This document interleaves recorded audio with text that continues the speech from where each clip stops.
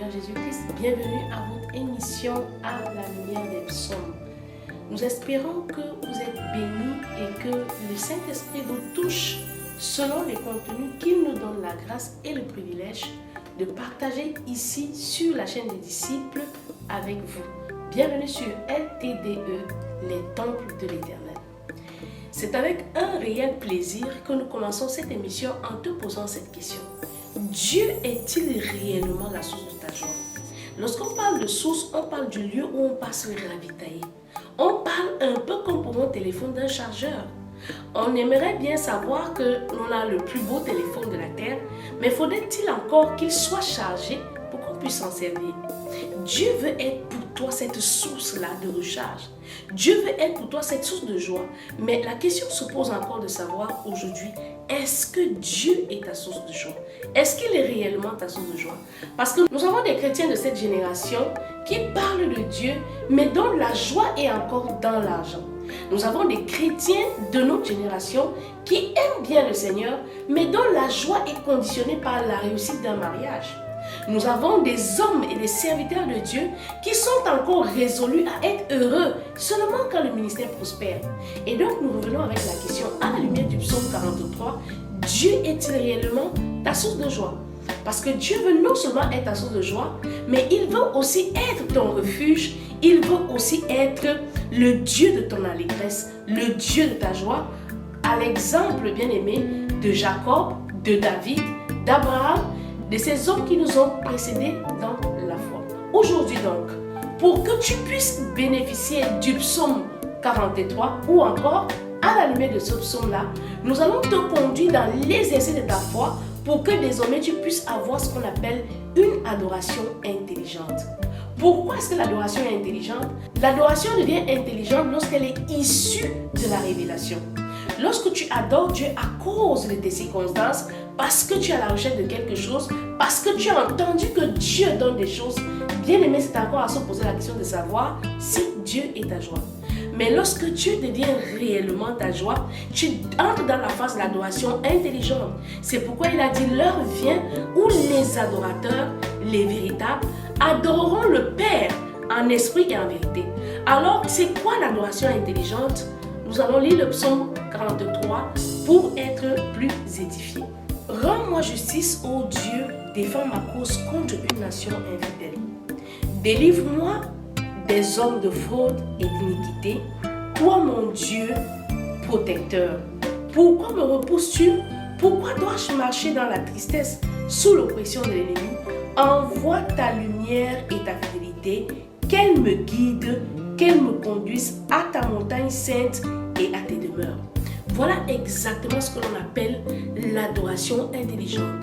On est certainement sous des coups où on traverse des périodes difficiles, mais il faudrait encore que l'on comprenne que c'est la lumière de Dieu, bien-aimé dans le Seigneur, et sa fidélité qui peuvent nous guider vers les sources d'eau vive dont David parle.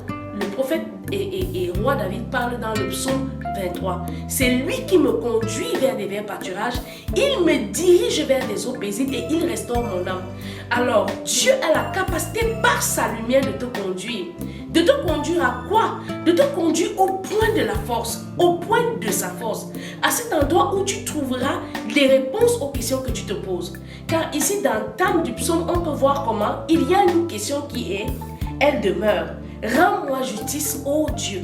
Est-ce que tu te trouves dans une situation où tu as l'impression que ton droit est méprisé? Ne prie pas en fonction des circonstances. Ne prie pas, ô Dieu, délivre-moi de cet homme violent. Ne prie pas, ô Saint-Esprit, délivre-moi de la famine ou de la pauvreté. Il faudrait encore que la prière qui monte à Dieu s'élève sous sa lumière. Il y a donc comme ça là la capacité que l'Esprit de Dieu a de nous guider dans la profondeur de la révélation pour que lorsque nous nous présentons devant le trône de grâce, nous soyons en accord avec la volonté parfaite de notre Dieu. J'irai vers l'autel de Dieu ma joie et mon allégresse, et je te célébrerai sur la harpe, ô Dieu, mon Dieu. Et donc, on ne va pas célébrer Dieu parce que l'on a les pieds, l'intelligence physique et la volonté de le faire, non.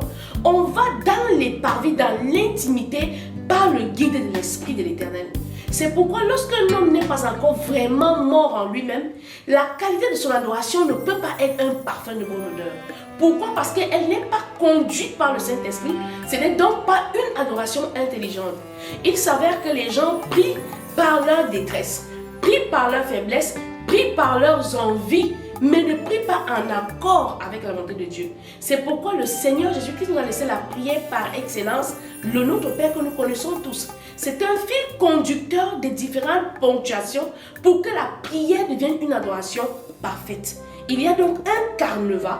Lorsque nous allons avoir le temps de parler de cela, nous expliquerons exactement ce qu'il en est. Mais pour le moment, à la lumière du psaume 43, parfait ton adoration et découvre l'intelligence qu'il y a dans la direction de la lumière de Dieu par la miséricorde d'un Dieu qui t'attend quelque part pour te décharger de ce fardeau qui pèse sur tes épaules. Pourquoi t'as battu mon âme et gémis-tu au-dedans de moi? Espère en Dieu, car je le louerai encore. Car je le louerai encore, il est mon salut et mon Dieu. Personne ne peut faire une telle affirmation s'il ne sait à qui il s'adresse. C'est un peu comme quand tu entres dans la maison d'un roi. Tu ne peux pas affirmer que le roi se trouve dans sa demeure si tu ne l'as vu de tes yeux. Alors, si le roi David peut dire à son âme, espère encore, car je louerai encore Dieu, c'est parce qu'il sait qu'une adoration intelligente conduit au témoignage. C'est ineffable. Une adoration intelligente dirigée par le Saint-Esprit te conduit dans les parvis de l'Éternel au point où tout prend source de vie et où la vie coule en abondance pour être le témoignage des brebis. Alors, la lumière et la fidélité de Dieu doivent nous guider. La lumière et la fidélité de Dieu va être parfaite dans ton adoration. Nous pouvons le lire dans le livre de Jean, Jean chapitre 14 au verset 5. Thomas lui dit, Seigneur, nous ne savons où tu vas. Comment pouvons-nous en savoir le chemin? Pour mieux comprendre le verset 5, nous poursuivons au verset 6. Jésus lui dit, je suis le chemin, la vérité et la vie, et nul ne vient au Père que par moi. Alors l'adoration intelligente est la lumière de l'esprit te conduisant dans la présence de Dieu au point d'intimité pour entrer dans les parvis de l'Éternel. Est-ce que Dieu est ta joie? Est-ce qu'il est vraiment ta source de joie? Voilà la question que tu dois te poser. Et lorsque Dieu devient cette source de joie-là dont tu as besoin, l'Esprit de l'Éternel prend le lead. L'Esprit de l'Éternel commence à te conduire vers la bonne adoration. L'adoration que le Père attend de toi. Ce n'est plus une adoration à cause de ce que tu es victime des temps et des circonstances, mais c'est une révélation par l'Esprit de Dieu. Car Thomas demande ici à Jésus, mais comment pouvons-nous te suivre? Car nous ne savons où tu vas. Mais l'Esprit de Dieu sait où se trouve ce chemin-là, entre dans la présence de Dieu, obtient cette révélation et devient comme le roi David qui dit à la fin du psaume 43, mon âme espère encore, car j'ai la conviction que je louerai l'Éternel. Pourquoi? Parce que David a la révélation de l'adoration intelligente. C'est pourquoi, bien-aimé dans le Seigneur, ne te lève plus comme un homme qui ne connaît pas le Seigneur. Ne te lève plus du haut de ton intelligence physique, charnelle pour adorer Dieu. Entre dans le lit de l'Esprit de l'Éternel et découvre l'adoration intelligente, celle-là qui amène inexorablement vers le résultat escompté à la lumière du psaume 43.